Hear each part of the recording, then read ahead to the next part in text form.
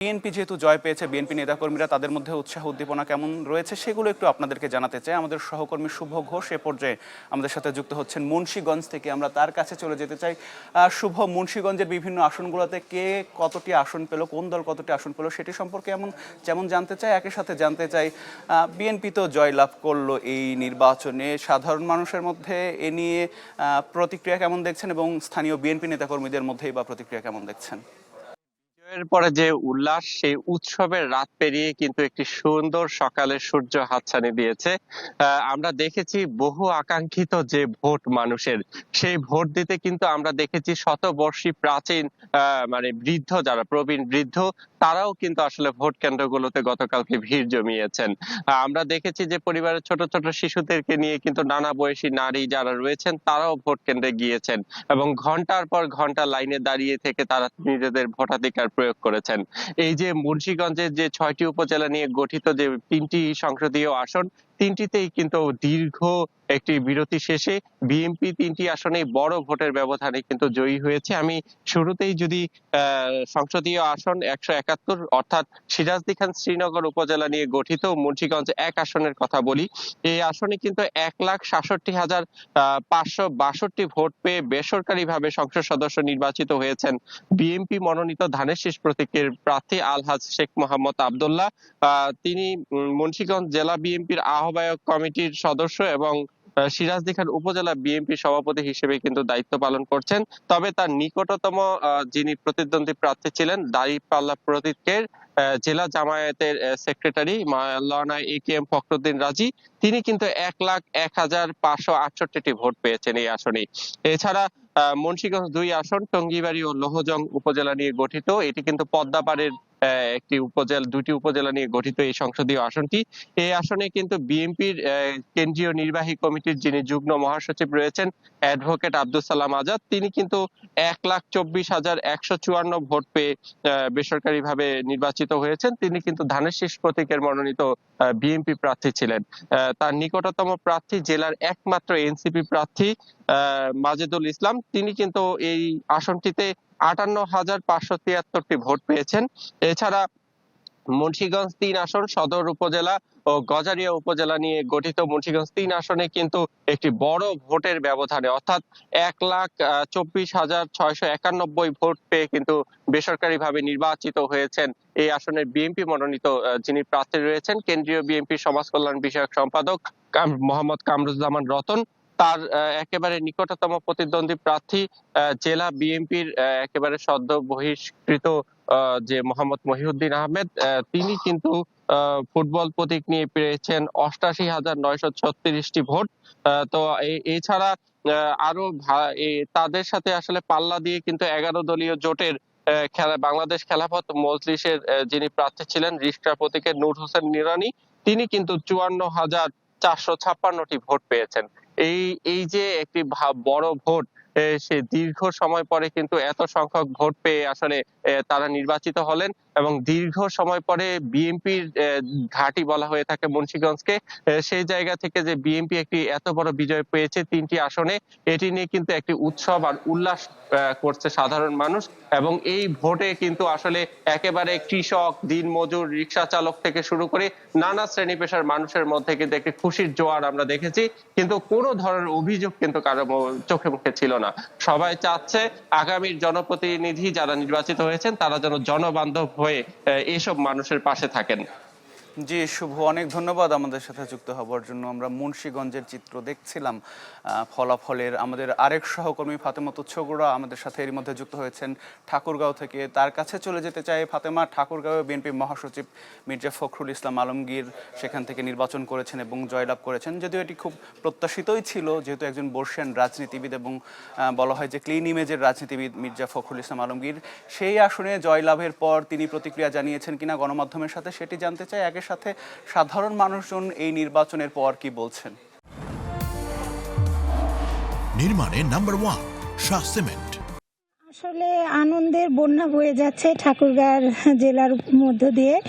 যে আপনারা যেমনটি জানেন যে ঠাকুরগাঁয়ের তিনটি আসনে কিন্তু বিএনপি জিতেছে এবং যেহেতু ঠাকুরগাঁও 1 আসন বিএনপির মহাসচিব মির্জা ফখরুল ইসলাম আলমগীরের। তো গতকাল থেকে নেতাকর্মী সবার মাঝে একটা উচ্ছ্বাস কাজ করছে। তবে বিএনপি যেহেতু বলেছে যে কোনো রকমের বিজয় মিছিল হবে না এবং আজ বাদ জুম্মা দোয়া মাহফিলের আয়োজন করেছে প্রতিটি মসজিদে মসজিদে, সে কারণে কিন্তু আমি এখন আছি ঠাকুরগাঁয়ের বিএনপি কার্যালয়ের সামনে। এখানে নেতাকর্মীদের ভিড় কিছুটা কম। আর যেহেতু জানেন যে গত রাতে অনেক মধ্যরাত পর্যন্ত কিন্তু এই রেজাল্ট দেয়া হয়েছে, সে কারণেও নেতাকর্মীরা কিন্তু এখন পর্যন্ত কার্যালয়ে আসেনি। আর আরেকটি কারণ হচ্ছে যে যেহেতু বিজয় মিছিল বন্ধ করে দিয়েছে। তবে গতকাল রাত্রেও আমরা লক্ষ্য করেছি যে একটা সৌহার্দ্য মনোভাব কিন্তু বিএনপি এবং বিপরীত প্রার্থীদের মধ্যে রয়েছে।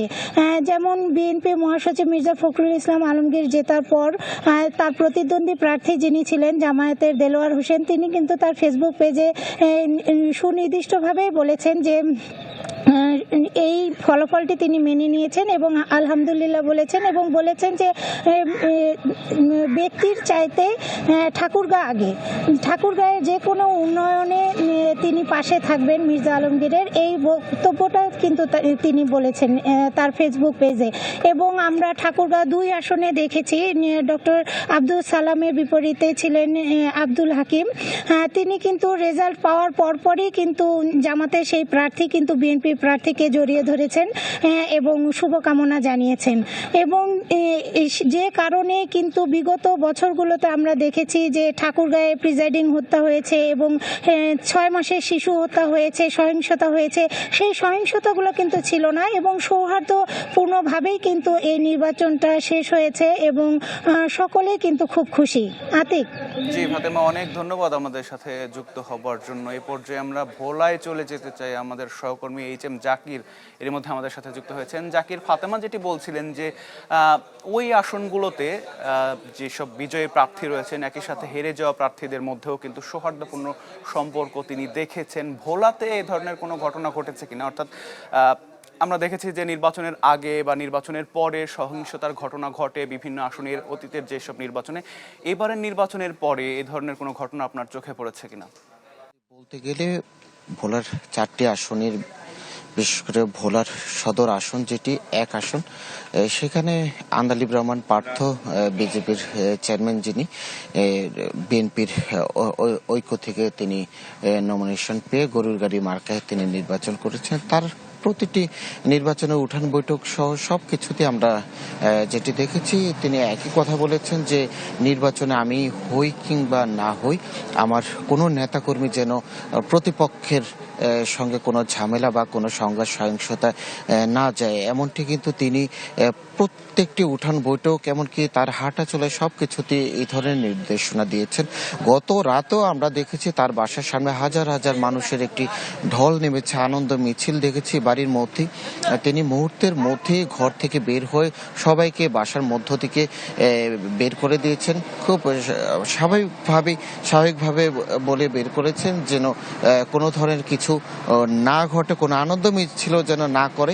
আমরা দেখেছি একইভাবে কিন্তু ভোলার 4টি আসনেরই প্রত্যেকটা প্রার্থী একইভাবে তারা বলে দিয়েছেন নেতাকর্মীদেরকে যেন প্রতিপক্ষের সাথে কোনো সংঘাত সহিংসতা না যায়। সঙ্গত কারণে আমরা এখন পর্যন্ত ওই ধরনের কোনো ঘটনা কিন্তু আমরা শুনতে পাইনি। আমরা দেখেছি যে রাত পোহারের সাথে সাথে শহরের প্রতিটি চায়ের দোকান হতে আরম্ভ করে সর্ব জায়গায় সাধারণ মানুষের একটি আলোচনা, জল্পনা, কল্পনা সকলের মধ্যেই এই নির্বাচনকে নিয়েই কিন্তু আলোচনা চলছে। আমরা দেখতে পাচ্ছি যে এখানে এসেও যেমনটি দেখছি যে এখানেও একই অবস্থায় যে একটি চায়ের দোকানে আমরা তাও দেখতে পাচ্ছি যে চা খাচ্ছে মানুষ, সেই নির্বাচন নিয়ে আলোচনা। তারা বলছে যে একটি শান্তিপূর্ণ নির্বাচন, দীর্ঘ 17 বছর যে এইরকম নির্বাচন অতীতে তারা কখনোই দেখে না। আমরা একটু কথা বলছি যে আসলে কেমন একটি নির্বাচন দেখেছেন বা কি ধরনের আশা করেছেন আপনারা বা কেমন হয়েছে?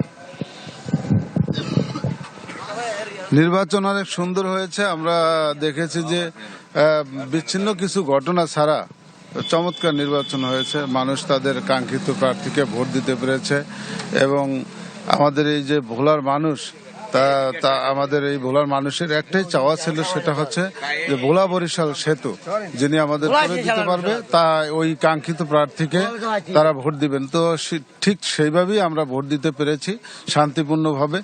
ভোলার মানুষের আমাদের প্রাণের দাবি হচ্ছে যে ভোলা বরিশাল সেতু এবং রান্নার কাজে গ্যাস এবং আপনার একটি বিশ্ববিদ্যালয়, মেডিকেল কলেজ সহ কয়েকটি দাবি আমাদের আছে। তো এই দাবিগুলো পূরণের জন্য যে প্রার্থী আমরা বাছাই করতে চেয়েছি, আমরা যথার্থভাবে তাকে বাছাই করতে পেরেছি।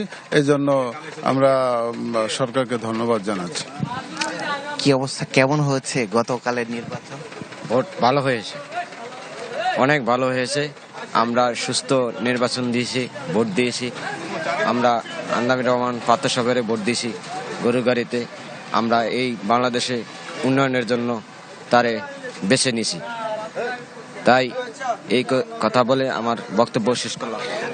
আমরা আরো শুনবো যে এখানে একজন চা বিক্রেতা আছে, যিনি একই কথা বলেছেন যে একটি সুন্দর নির্বাচন অনুষ্ঠিত হবে সে ভেবে কিন্তু তিনি এই চায়ের দোকানটিও গত কালকে যেরকম নির্বাচনে বেচা বিক্রি করবে সেটি না করে তিনিও নির্বাচনে ভোট দেওয়ার জন্য তার গ্রামে চলে গেছেন। আমরা তার কাছেও জানবো যে কেমন হয়েছে নির্বাচন, আর আপনি কি ভোট দিতে পেরেছেন কিনা, কি রকম নতুন প্রার্থীর কাছে আশাবাদী? আমরা ইনশাল্লাহ আশা করি ইনশাল্লাহ সুষ্ঠু নির্বাচন হয়েছে। বোলার সারা বাংলাদেশে জীবনে 17 বছর পর ভোট দিয়েছিলাম। আল্লাহ রাখলে দোকানপাট বন্ধ রেখে মাশাআল্লাহ খুব ভালো ভোট হয়েছে। আমরা সুস্থ নির্বাচন আমরা জীবনে চোখে দেখি নাই। কালকার যেই ভোট গেছে আমাদের দোকান বন্ধ রেখে ইনশাল্লাহ ভোট আমরা হাসি খুশি ভোট দিছি। বাংলার বোলা বরিশাল সেতু আল্লাহ রাস্তায় আমরা করি যে কল্পনা করি যে আমরা বোলা চাই, ব্রিজটা চাই, আল্লাহর হুকুম মতন যেমন হয়। ধন্যবাদ আপনাকে। আসলে একে একে সকলেরই কিন্তু একই কথা, সবাই বলছেন যে একটি অবাধ সুষ্ঠু নিরপেক্ষ নির্বাচন হয়েছে। আমরা যেটি শুরুতে বলেছিলাম যে নির্বাচনের পরবর্তী যে সহিংসতার বিষয়গুলি কিন্তু আমরা এখন পর্যন্ত ভোলার 4টি আসনে লক্ষ্য করেছি যে কোনো জায়গায় ওই রকম সংঘাত সহিংসতা ঘটেনি, কেননা প্রশাসনও যথেষ্ট এই বিষয়ে তৎপর। তারাও মাইকিং করে নৌবাহিনী, পুলিশ, র্যাব সকলে কিন্তু একইভাবে বলে গেছেন যেন কোনো ধরনের সংঘাত সহিংসতা না ঘটে, সেভাবে কিন্তু আমরা দেখছি। এরপর আমরা লক্ষ্য করছি যেন ওই ধরনের কোনো ঘটনা যদি ঘটে হয়তো আমরা তাৎক্ষণিক সেটি জানিয়ে দিতে পারবো। জি জাকির, অনেক ধন্যবাদ আমাদের সাথে যুক্ত হবার জন্য। আমাদের সহকর্মী HM জাকির আমাদের সাথে যুক্ত হয়েছিলেন ভোলা থেকে। তিনি কথা বলছিলেন জনসাধারণের সাথে, ভোটের পরে তারা তাদের প্রতিক্রিয়া জানাচ্ছিলেন এবং অনেকের মধ্যে আমরা দেখলাম যে আক্ষেপ আগের নির্বাচনে ভোট দিতে পারেনি, তবে এই নির্বাচনে ভোট দিয়ে তারা উচ্ছ্বাস প্রকাশ করছিলেন।